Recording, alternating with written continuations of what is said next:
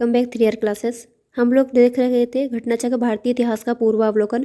हमारा टॉपिक था मौर्य साम्राज्य। आइए अपनी क्लास को शुरू करते हैं। आज का हमारा पहला क्वेश्चन है, निम्नलिखित में से किस स्रोत में उल्लिखित है कि प्राचीन भारत में दास्तां नहीं थी? इसका सही आंसर होगा मेगास्थनीज की इंडिका। इंडिका किसने लिखी थी? मेगास्थनीज ने। ये चंद्रगुप्त मौर्य के दरबार में आया था। सेल्यूकस निकेटर का राजदूत था। अगला क्वेश्चन है, मौर्य साम्राज्य का विभाजन 7 वर्गों में विशेष तौर पर उल्लिखित है मेगास्थनीज की इंडिका में। मौर्य काल में टैक्स को छुपाने, चोरी के लिए इनमें से क्या दंड दिया जाता था? मौर्य काल में टैक्स को छुपाने के लिए मृत्यु दंड दिया जाता था। मेगास्थनीज की पुस्तक इंडिका में पाटलिपुत्र के नगर प्रशासन का वर्णन मिलता है। इसके अनुसार पाटलिपुत्र नगर का प्रशासन 30 सदस्यों की विभिन्न समितियों द्वारा होता था। इसकी कुल 6 समितियां होती थीं तथा प्रत्येक समिति में 5 सदस्य होते थे। छठी समिति का कार्य बिक्री कर वसूल करना था। बिक्री कर मूल्य का 10वें भाग के रूप में वसूल किया जाता था। करों की चोरी करने वाले को मृत्यु दंड दिया जाता था। अतः विकल्प ए सही उत्तर है। वह स्रोत जिसमें पाटलिपुत्र के प्रशासन का वर्णन उपलब्ध है वह है मेगास्थनीज की इंडिका। निम्नलिखित में से कौन स्रोत मौर्य के नगर प्रशासन का विस्तृत विवरण प्रस्तुत करता है? मेगास्थनीज की इंडिका। मेगास्थनीज की पुस्तक का नाम क्या है? अभी हमने देखा इंडिका। इंडिका का मूल लेखक कौन था? हम लोग बार बार देख रहे हैं मेगास्थनीज। इंडिका का लेखक कौन था? मेगास्थनीज। इंडिका का लेखक कौन था? मेगास्थनीज। देखिए, एक ही क्वेश्चन को कितनी बार पूछा गया। बीपीएससी में पूछा है, एमपीपीसीएस में पूछा गया, यूपीपीसीएस में पूछा है, आरओ में भी पूछा गया है। वर्तमान नगर पालिका प्रशासन का कौन सा कार्य मौर्य काल से जारी है? वर्तमान नगर पालिका प्रशासन का कौन सा कार्य मौर्य काल से जारी है? राइट आंसर होगा सी, जन्म एवं मृत्यु का पंजीकरण। मौर्य युग में नगर का प्रशासन नगर पालिकाओं द्वारा चलाया जाता था, जिसका प्रमुख नागरक या पूर्व मुख्य था। मेगास्थनीज ने पाटलिपुत्र के नगर परिषद की 5-5 सदस्यों वाली 6 समितियों का उल्लेख किया है। इनमें से तीसरी समिति जन्म मृत्यु पंजीकरण का हिसाब रखती थी। वर्तमान में भी ये कार्य नगर पालिका प्रशासन द्वारा किया जाता है।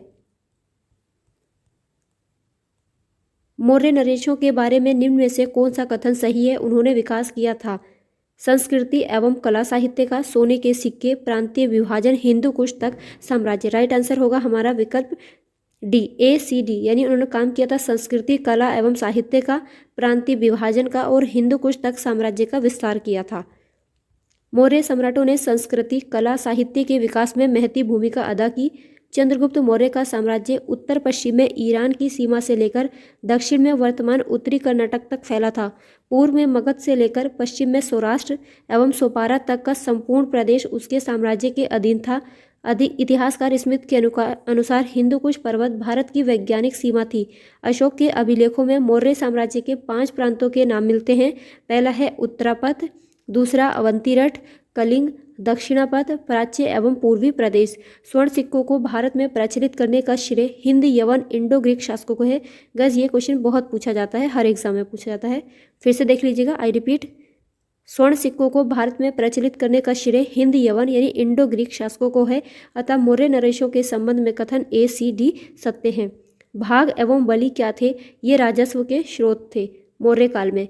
भाग एवं बलि प्राचीन भारत में राजस्व के स्रोत थे। अर्थशास्त्र ज्ञात होता है कि राजा भूमि का मालिक होता था। वह भूमि से उत्पन्न उत्पादन के एक भाग का अधिकारी था। इस कर को भाग कहते थे। इसी प्रकार बलि भी राजस्व का स्रोत था। मौर्य काल में भूमि कर, जो कि राज्य की आय का मुख्य स्रोत था, किस अधिकारी द्वारा एकत्रित किया जाता था? सीता अध्यक्ष के द्वारा भूमि कर को एकत्रित किया जाता था। मौर्य काल में सीता अध्यक्ष कृषि भूमि का अध्यक्ष था। वही भूमि कर वसूलने का कार्य करता था, जबकि अग्रोनोमोई या एग्रोनोमोई जिले के अधिकारियों को कहा जाता था।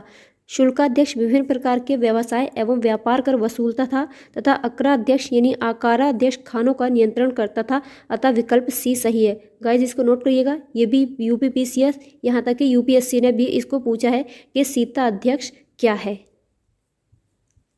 अगला क्वेश्चन है, मौर्य काल में सीता से तात्पर्य है राजकीय भूमि से प्राप्त आय। मौर्य काल में राजकीय भूमि की व्यवस्था सीता अध्यक्ष द्वारा होती थी।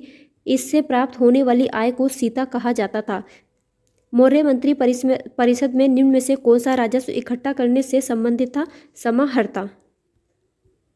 मौर्य मंत्री परिषद में राजस्व एकत्रित करने का कार्य समाहर्ता के द्वारा किया जाता था। अंतपाल सीमा रक्षक या सीमावर्ती दुर्गों की देखभाल करता था, जबकि प्रदेष्टा विषयों या कमिश्नरियों का प्रशासक था। गाइस, आज की क्लास में इतना ही है। इससे आगे की क्लास में मिलेंगे अगले क्वेश्चंस के साथ। तब तक के लिए अपना ख्याल रखिए, पढ़ते रहिए। वीडियो पसंद आए तो प्लीज़ इसको लाइक एंड शेयर करिए, नहीं पसंद आए तो इसको डिसलाइक करिए, लेकिन कारण जरूर बताइएगा। बाय।